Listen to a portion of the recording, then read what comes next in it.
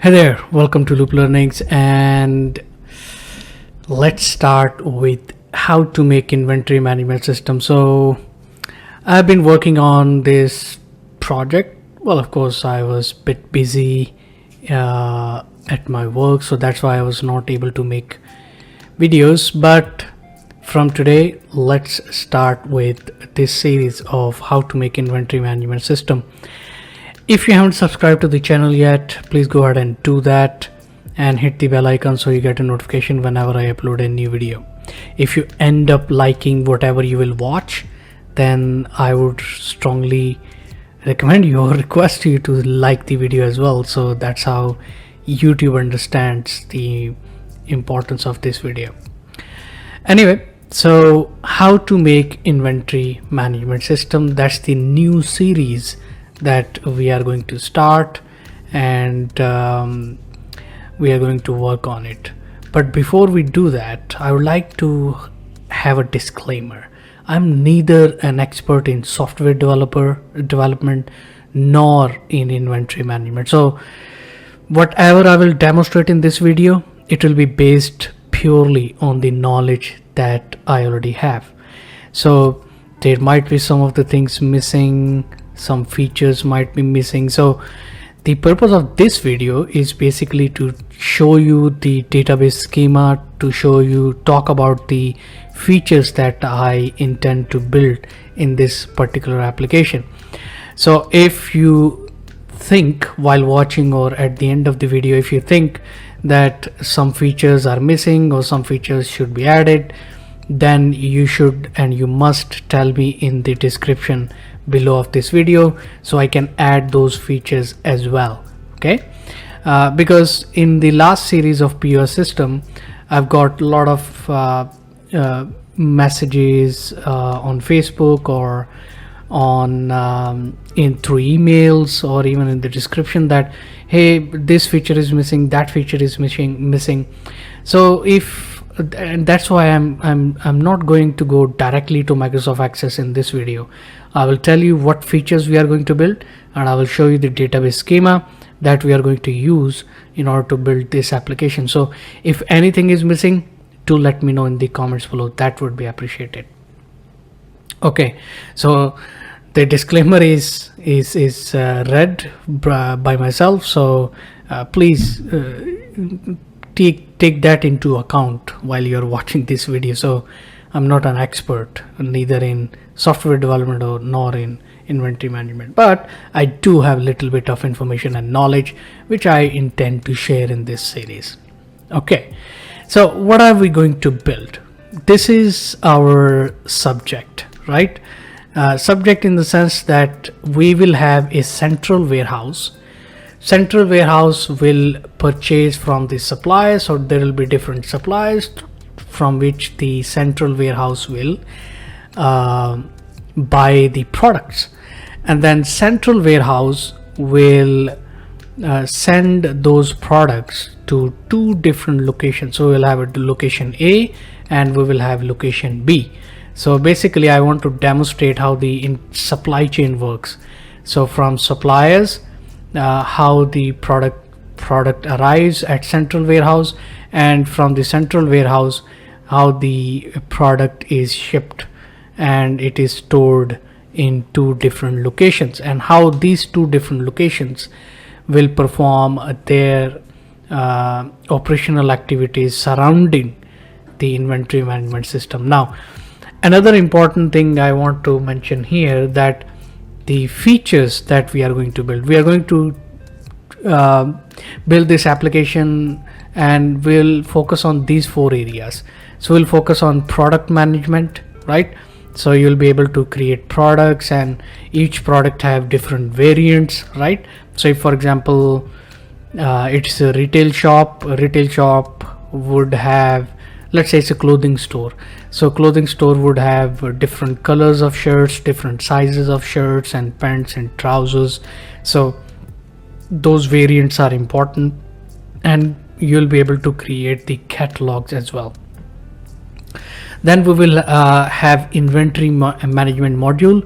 In inventory management, of course, we will have suppliers, Suppliers management, we will have purchase orders, stock transfers from one location to another location, etc. So that we are going to focus on. Sales management we will focus on, in which we will have sales orders, invoices, return orders. So if in case customer is returning back the product due to some reasons, we should be able to have the return orders should be recorded, and the credit notes to the customers should be issued. So it's a kind of complete operation from the sales point of view. Then of course we will have the accounting and financing also linked to our all purchase or sales. So account payables, account receivables we are going to cover, and based on that we can generate different reports as well. So these are the features that we are going to build this application on. Of course you will see that a lot of things are missing. Customer management is missing, employee management, so for example maintaining the employees and their payrolls and HRM system, that is missing, because the core objective of making this application is to focus purely on inventory management. So that's why I'm not going to focus on employees or customers or others. I'm going to focus on the core objective, that is the inventory management, product management, sales management, and accounting and finance. We are going to link both of these together. So this is the overview of what we are going to build. Now let me walk you through the database schema that I built, and that is in Microsoft Excel. And you can see that there are different tables that are created. By the way, organization structure, we will have locations table, basically to create different locations, whether it's a central warehouse or location A or location B, which I've demonstrated just earlier. We should be able to have in charge of each location. So basically that in charge person will be responsible to carry out everything, because I'm not, as I said, I'm not going to focus purely on human resource management and customer management. So that in charge person will be everything: salesperson, storeman, whatsoever, inventory controller, etc, etc. I want to create a table that record every single activity. So if someone is creating location, that should be recorded. Someone is creating a product, that should be recorded. If the supplier is being created or the status of supplier is being changed, that should be recorded. If PO is being created, that of course will be recorded in the original PO tables, but the user activity should also be recorded. Okay, we'll have product management. In product management we will have product table, and then we will have a variant table. So of course variant table will be linked to the product table, because each product will have different variants. So for example, let's take a shirt. So let's take a t-shirt. A t-shirt will have different variants. So for example, a t-shirt can have different sizes, small, large, medium, and can have different color combination as well. So that's why we should be able to provide this functionality to users so they can create different variants. So we will create the SKUs, and also we are going to create the barcodes this time in this series as well. Catalogs. So of course each catalog will have different products, and each product will have different variants. So that's the hierarchy we are going to build. Then comes the inventory management. Of course we will create a table for suppliers. We'll create two tables. One is for the PO, purchase orders, and one is for PO lines. So basically whatever whatever item we are going to purchase against that particular purchase order. Of course we will have the stock transfer as well, and then we'll have sales management. In sales management we'll have sales orders table, we'll have sales order lines, so that this table will be linked to the main table, which is sales order, and of course we will have invoicing as well. And then we will have return order. So basically, if customer is returning an item, that should be recorded in different order as a return order. And return lines, whatever customer is returning, that should be recorded, and this will be linked, this return lines table will be linked to the return order. And then of course, if we are accepting a return, we will have to issue a credit note to the customer. So basically we'll give this paper or the invoice, kind of invoice, but it is return invoice called credit note, to the customer, saying that, okay, Mr. Miss Customer, we are accepting your return, and therefore we will give you this much money back into your account, whether cash or whatsoever. So that credit note will also be created.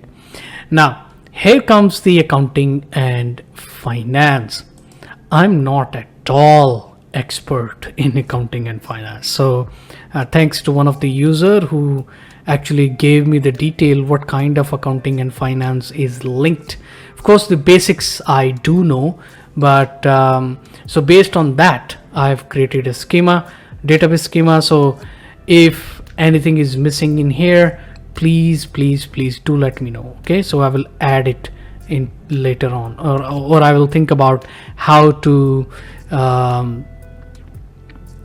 actually build that functionality. So we'll have expenses, expenses and expenses type. So there will be different expenses, direct, indirect, etc. And there will be account payable. And the idea of having account payable table is that whenever we buy anything, so particularly we are going to buy inventory, the stock, right? So whenever we buy the stock, whenever the PO is approved, we can have that information recorded as in accounts payable. So of course we will have supplies. With supplies we will have some credit limits like 10 days, 20 days, 30 days, whatsoever. So from the date of placing the order to the supplier, from that date, or from the date of receiving from the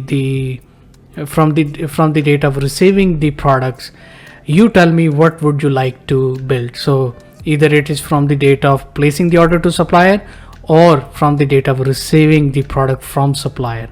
So what should we build in? So basically whatever we are going to pay to the customer, whatever money is going out from the company, from the store, that should be recorded as account payable.